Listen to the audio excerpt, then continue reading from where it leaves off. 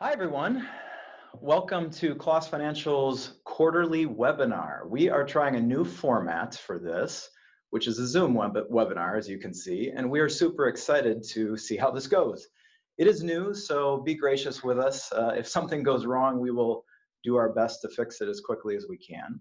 But as many of you know, this quarterly webinar is meant to replace what used to be called our quarterly market commentary conference call. And we figured you would enjoy getting to see us and also see some slides and content that we will be planning on going through today. Just as a little high-level reminder, if for any reason the audio goes out on this because our internet goes bad, just be patient. We have backups waiting in the wings to jump back on. So if that by any crazy chance occurs, we'll come right back on. But to get us started, we will share our screen again and start going through some content. First things first. My name is CJ Klaas. I'm the president and CFO here at Klaas Financial, and to my left is Todd Eklund. He is the director of our portfolio management team. We're super excited to be welcoming Todd to this webinar for the first time, and I think you'll really enjoy what he has to say. Go to the next one. Can you flip to the next screen? The content that we're going to be going over today, as you can see up here on the screen, is some information about the global economy. We'll talk about COVID-19 and how it's impacted the world and the stock markets. We'll talk about some of the government intervention, and then finally how financial planning plays into all of that. You can expect this webinar to last about 30 minutes from start to finish, and something we are really excited about is the question and answer format. So you should all have at either the top of your screen or at the bottom of your screen something that pops up, and one of the options there is Q&A. In the past, you used to have to actually dial in to ask questions, but now you are able to type in your questions. I encourage all of you, you may be coming into this webinar today with some questions already. And so my encouragement to you would be, go ahead and submit those questions now or at any point throughout. And then when we get to the end, Todd and I will take a moment to pull up those Q&As and answer as many questions as we can within the time allotted. So to begin our time today, who is Klaas Financial? That's one of the questions. And what we have here is actually a piece that comes from our website, which just gives you some specs about our business. We've been in business for about 44 years. We work with about 1,100 households. We have 17 employees, so on and so forth. But really what it is that we do is we help individuals, families, and employers both plan and invest for retirement. Now, our passion and our belief, our passion is to be the place where individuals, families, and employers go to get unbiased and educated answers to all their questions about retirement. Our belief is that too many American families are living paycheck to paycheck, and they're looking for a product to solve their problems instead of financial planning. So of course, as we talk about financial planning, a lot of people say, well, what is financial planning? Financial planning is a process. It's not a product.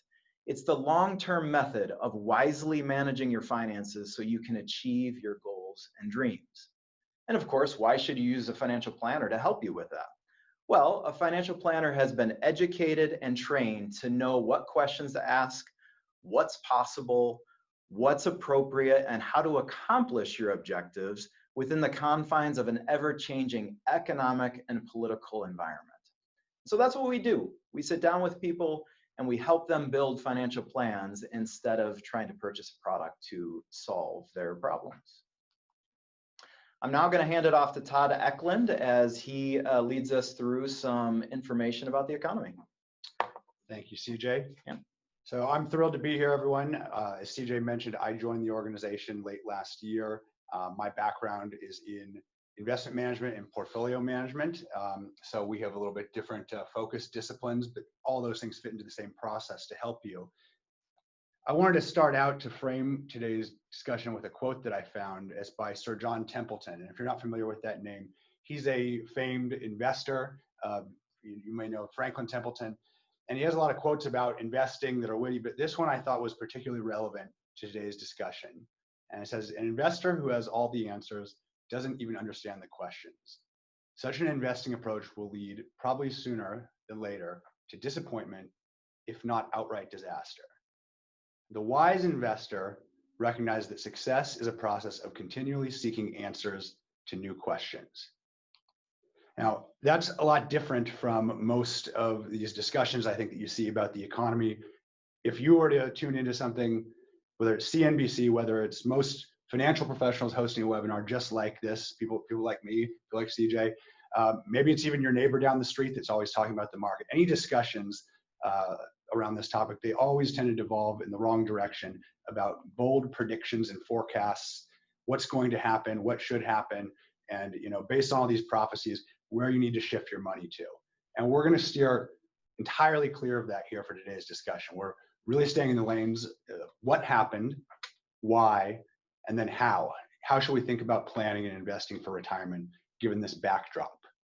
So we're not going to have a forecast for what the markets will do, the vaccine, the election, all those different things. They're certainly relevant, but nobody knows the answer to those questions. We look at the possible scenarios and we plan accordingly. So with that as a segue, let's start with the stock market. It's been a pretty remarkable journey over the past quarter. It seems like an eternity, from now to March, but back in March, the stock market underwent a significant drop in a short period of time, and the type of drop that is associated with a bear market and a recession, 34%. And in fact, that 34% drop occurred in just 34 days, start to finish. And that's actually one of the most rapid declines in any market that's ever been seen. So you can see here on the screen, how does that compare to what's typically happened around past recessions? And it's not too far off the course. It's the median drop is 25%. So not as severe as what we saw in 2008, but certainly indicative of a recession and a downturn in the economy. And, when I think back to early March, COVID-19 was sort of this over there thing, right? That it's happening over there. It's not going to affect us. And a few short weeks later, it hit here. And really our entire world changed in a way that I don't think anyone could have predicted. The other interesting thing about the market is then what has happened since then. And it has rallied back in an extraordinarily short amount of time. Just 43 days later, after hitting that bottom, is now up near its peak levels. So what drove that is really policy response. And you can say that the government and the Federal Reserve gave the financial markets a pretty big booster shot, if not a vaccine, and really a booster shot of such size and strength that it really dwarfs what they did in 2008. The government has moved quickly to provide relief. Federal Reserve cut interest rates, took other measures to lower borrowing costs and interest rates. But with all of that, you've seen this extraordinary rebound in financial markets and asset prices. Shifting gears though, the rebound and optimism about the restart of the economy is not necessarily being felt the same way everywhere. If you look at unemployment, we're going to spend the next few slides talking about really that we are in extraordinary times in terms of how this has affected our country. And I think at times it's being in our houses, maybe nothing's changed for us except that we're going to work doing Zoom and wearing sweatpants, but that there is a lot of things happening out there that are affecting people. The unemployment rate surged, at the start of the year. It was at an all-time 50-year low of 3.5%, and the national rate as of the last post date in May, 11.1%, which, as you can see, compared to past recessions, even going all the way back to the Great Recession in the 1920s, it's significantly worse. Now, we don't know how long that will last, but it is the most severe unemployment rate from a recession that this country has ever seen. It's also been uneven in terms of how it's affected areas of the economy in different sets of people, industries, I'd say socioeconomic groups. I mentioned a moment ago, in jest, that for some of us, things don't feel too different, except maybe wearing sweatpants and working from home. But there's a lot of cross sections of people and businesses and industries today that, life has changed dramatically, and they're still on critical life support. So if you look at retail sales, bars and restaurants, the decline and the impact is unprecedented. It's the biggest drop ever, compared to any recession, any downturn So they are really, really hurting. And as you might expect, it's no different if you look at some other sectors: air travel, hotels, and hospitality. The downturn has been felt not only severely, but is expected to not rebound as quickly, unlike the stock market and what we've seen with financial assets over the past 3 months. Now, that's not to say that financial markets are forward-looking mechanisms, right? Mm-hmm. So it's not to say that that's a bad thing, but there's certainly, I think one of the things we want to highlight today, there is a disconnect between what the financial economy is experiencing and what the real economy is experiencing. And just to emphasize that a bit more, I mean, this compares the peak month of unemployment claims for all recessions going back through time and what the top, the worst month was. It dwarfs anything. And there's been 40 million people in this country that have filed for unemployment since February to now. It's a very large number. So it's just important to remember that the markets might be going up, but there's people who are still really dealing with this in a profound way. Let me jump in. So I do think what Todd is mentioning and showing here on the graph as it relates to the number of unemployed people during this most recent recession, it really points to the gap, as he's mentioning, between what we have seen happen in the economy and with certain sectors of the economy, airlines, hotel and hospitality, restaurants, and then what we're seeing in the markets. And sometimes people think, gosh, that means that the markets are out of touch and they need to right size or reconcile themselves. And so it is important, as you think about your investments, as you think about your future, not only to have the overlay of financial planning, which we'll talk about in a little bit, but to remember that the stock market is not the economy. Yes, they sometimes have overlap, and when one thing happens to the other, it can have an impact, but they are completely different entities. And it's also important to remember the stock market is not the government. So some people think if the federal government is healthy or unhealthy, that should drive the markets. And you will often see a disconnect of the two. And we're experiencing one of those disconnects now in a really significant way. And on that note, it's also important in a time like this that just everyone is struck by unforeseen circumstances that can change their financial situation. It has nothing to do with what the markets do. And I think that's top of mind right now and something to keep, at the forefront of your thinking. So shifting gears a bit, what does this all mean for investing? Well, I'm going to focus on the 2 Ds that I think are really prescient. And while the world in front of us seems to have changed quite a bit with COVID-19, the truth is that the ingredients for successful long-term investing have not changed.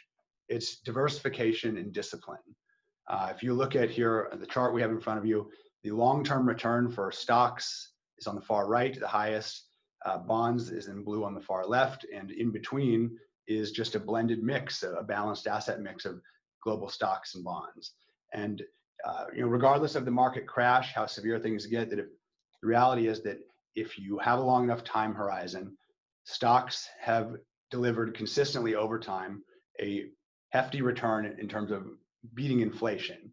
Bonds are much lower, but much lower risk. But really, what most investors focus on is finding that appropriate mix based on their goals, time horizon, and other factors.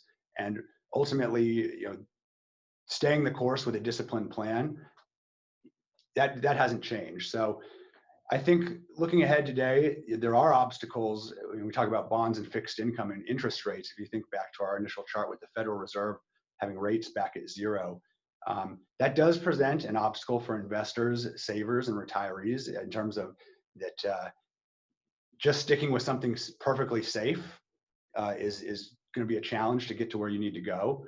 With a starting 10-year U.S. Treasury bond yield today of 0.6%, it's hard to imagine how that is going to beat the long-term inflation rate of 2%, over a longer horizon. We have to pause on that for a moment. Current 10-year U.S. Treasury, folks, is sitting at 0.6%. That means you have to give your money to the U.S. federal government for a decade to get half of 1% per year. That is historic. These are numbers we have almost never seen before. And yet you've got inflation hovering, depending upon the exact time frame, between 1% and 2% over the last decade. That is a historic event that is going to make it very difficult to get a good rate of return out of fixed income unless you owned it before now, which more to come on that. I think that's important, is that if you do look at your statements or things this quarter, you're going to see a very good return in bonds. Right.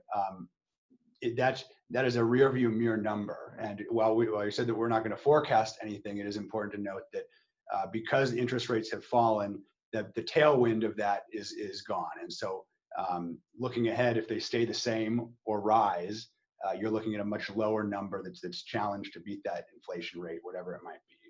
So to conclude on the investment topic, it's really nothing has changed from the process standpoint. Is stay the course, stay disciplined, and those are the elements that keep you progressing towards your goals and outcomes. Now, we are here to help you adjust and course correct along the way, but the most critical decisions that usually go into that and the thinking almost never have anything to do with the stocks or bonds and what's going into your portfolio. And CJ is going to talk about that more here in a moment. Thanks, Todd. Yeah, so what we want to talk about is what's happened in the market since the beginning of the year. What you can see up on the screen right now is what began in February as COVID started to impact the United States. As Todd had mentioned earlier, for a while, this was just an over there kind of issue. We didn't see it reaching our shores, but it did. And as you can see, that rapid decline. Now, as Todd showed you on a previous slide, the amount of decline was not more significant than some of our more median averages, a little bit more. But the pace at which it declined that amount was quite unprecedented. But what is even more unprecedented is the recovery thereafter. So I want to ask a question to you all, and maybe you can submit questions off of this later on, but how many of you saw COVID-19 coming? Because I don't know about you, we didn't. And don't mishear me, I heard about it in Wuhan. I was aware of the outbreak, but I had also heard of Ebola, SARS, H1N1, and none of those had reached the level that COVID did. So I was uncertain as to how big the outbreak would become. So how many of you saw COVID-19 impacting the markets? Well, I didn't see it coming. But then the next question would have been, if you and I had talked on March 20th at the bottom of this correction, how many of you would have said, CJ, I think in about 6 weeks, the market's going to break even with 43 million unemployed people? Well, I don't know about you, but I would have never predicted either one of those events. And so why am I telling you this? Because ultimately, when it comes to investing, you have to decide, we have to decide along with you. Are we trying to get a rate of return by jumping on and off, also known as market timing, by jumping in and out of the market based upon our predictions? And if you are going to do that, you just have to realize you would have really struggled to predict these two events, both the decline and the uptick. Or what we do, as you all know instead, is we say we don't need to jump on or off. Instead, we need to focus on your time frame, your goals, and your risk tolerance. And we will just collect our due share of what the equity and fixed income markets will give to us over a long period of time. So that's our goal. We are trying to get the right exposures to the right asset classes to get the right return with a very disciplined strategy of doing that, known as rebalancing and buying the right securities, of course. And I would just add that with a process like rebalancing, that oftentimes you end up, after a great year in the markets, you may need to rebalance your portfolio in January, and you sold stocks right before things went down. And it had nothing to do with predicting that the economy would tank or COVID would come here. It's simply a disciplined process for maintaining the exposures that you need for your long-term goals. And that also makes sure that when the market drops and suddenly you have too little stocks, you're also buying at the bottom. So it's a great way to keep disciplined, and it actually results in the best decisions. None of us can predict things. None of us can time the market, but that process is actually one that, for lack of a word, does help you get those things right more often than not. So, yep. Now, I am a human being just like you are, which is when I hear somebody say to me, CJ, everything's out of your control. You just got to let it ride. That makes me feel a little bit uncomfortable. And so I don't want you to think, I don't want you to leave this call today thinking that there's nothing you can control or that you do control, because that is simply not true. But that's what our next slide is going to focus on. Controlling the controllables. So what are the 5 financial levers that we control in our financial lives? Well, the first would be that number 1 in the blue box, risk and return of your portfolio. We do control how much equity or fixed income you own. Well, you control that. Number 2 would be your time horizon. You control, when you're going to retire, how long you're going to work for, when you're going to go on a trip. So time horizons you control. Savings, how much you save per year into your portfolio you control. Spending, are you going to have 2 homes in retirement or 1? And then finally, legacy, how much do you want to leave to your family members? So I would encourage all of you, if there's one thing you kind of remember from today, we would encourage you in moments of stress to actually focus primarily on numbers 2 through 5. Because listen, as you can see in the upper left-hand corner of this screen, risk and return dominates the headlines when there is stress in the economy. It dominates it, right? It's what's happening in your 401k, what's happening with your home, what's happening with your job. And yet at the end of the day, while you do control that element, the last thing you want to do is make a knee-jerk reaction on your portfolio in the moment of stress. Instead, you should evaluate what's my time horizon, how much am I saving, how much am I spending, and what is my legacy. Let me give you an example of this, a simple story. I had a client who called me up in the midst of this correction and said, hey, I want to chat with you because I want to potentially make a change in my portfolio. Now, when I hear that from somebody, I get a little concerned because I don't want to be selling at the bottom of a market. But they had told me that their 529 account might have been a little overly aggressive because their child had actually skipped a grade and was going to be going to college early. And so they only had about 3 years left before they were going to be going to college. And I said, that is a time horizon. That is a number 2 on the list. That's a time horizon issue. And I said to them, I think we still have enough time with 3 years left, but I appreciate you letting me know. Let's kind of wait to see what plays out here. And they were wonderful to work with. We waited for that to play out. And I just met with them about 5 days ago after the market had rebounded from all of its loss.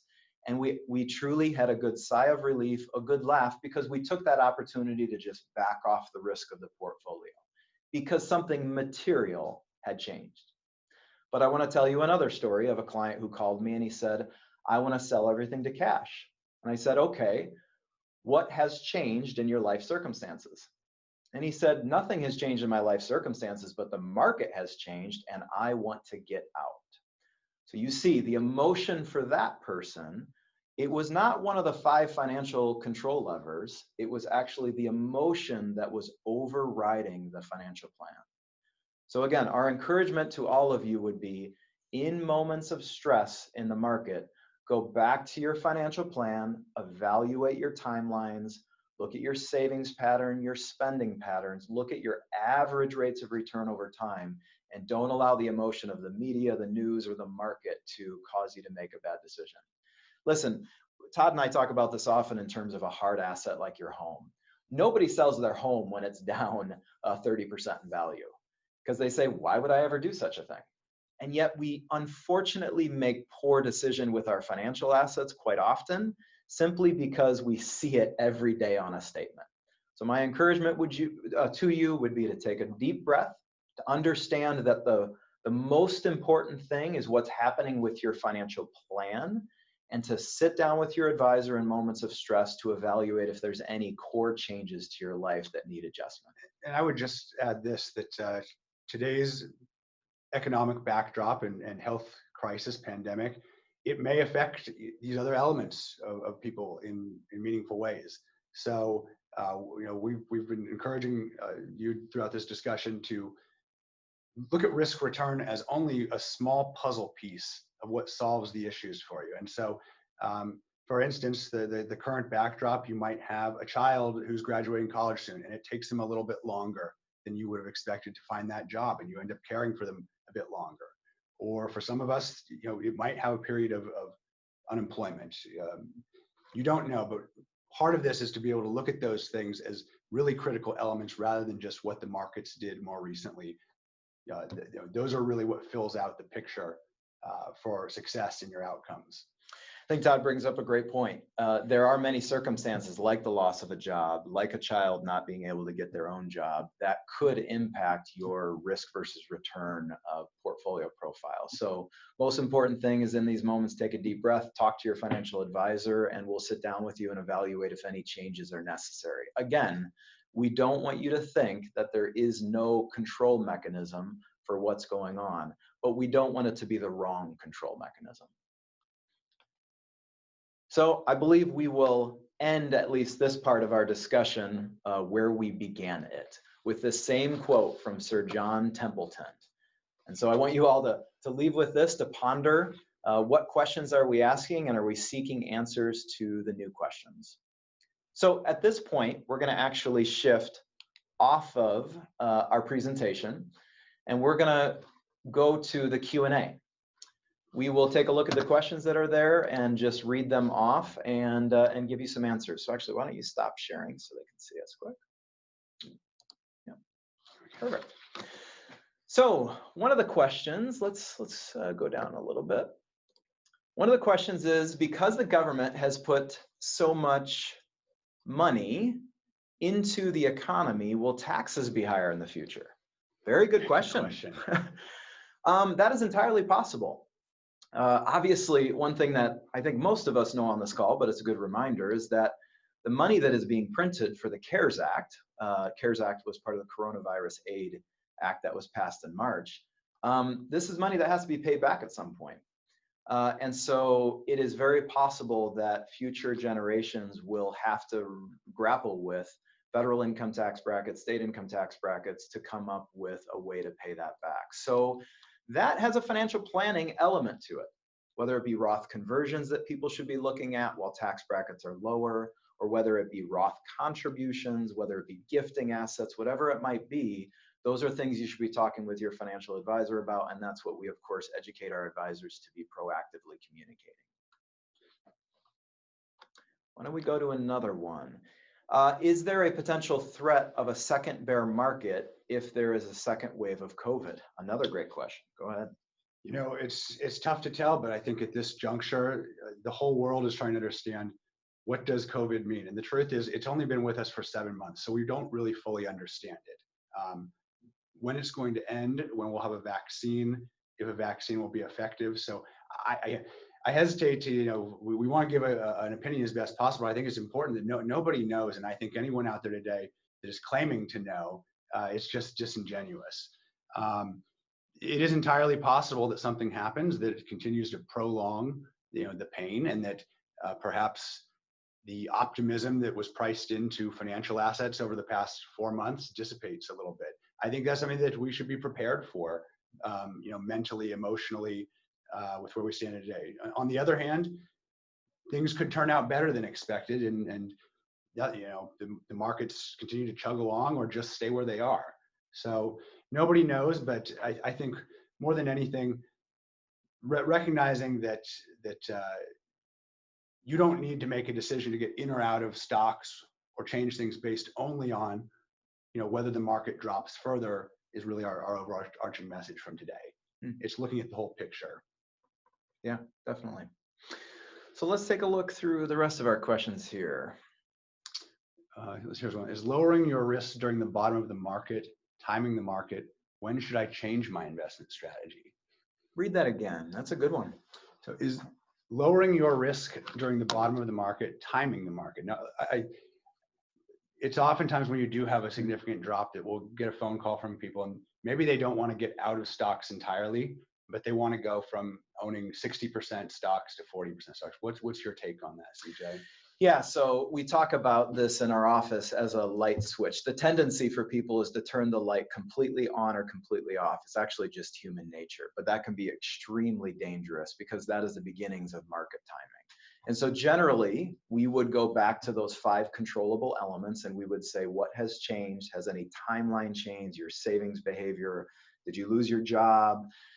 Because when we can go back to those controllable elements, it can bring peace to kind of what's happening in the markets.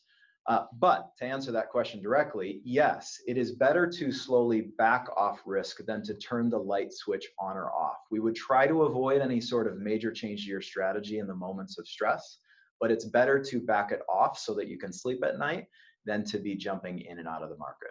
Would you add anything to that? No, I completely agree that in the world, it's often that we live between shades of black and white, but turning the light switch on and off is usually not the right decision. And so certainly if nothing's changed, it probably isn't good to move around, but it's to shift to a different measure of your exposure is a lot better choice than turning that light switch on or off in its entirety. And ultimately, if you make decisions that way, you're also going to be just as eager to flip that light switch back on and buy stocks after the market's rallied 40%, and it's just a counterproductive, way of making decisions. Right. So there's another question here. Are there any lessons to be learned from past times of deep disconnect between the market and the economy? Yeah, go ahead. I'd like your take on this in a moment as well, but I think when you look at today, you have to recognize why there's tensions going on in this country, politically, socioeconomically, and what that could mean in the future.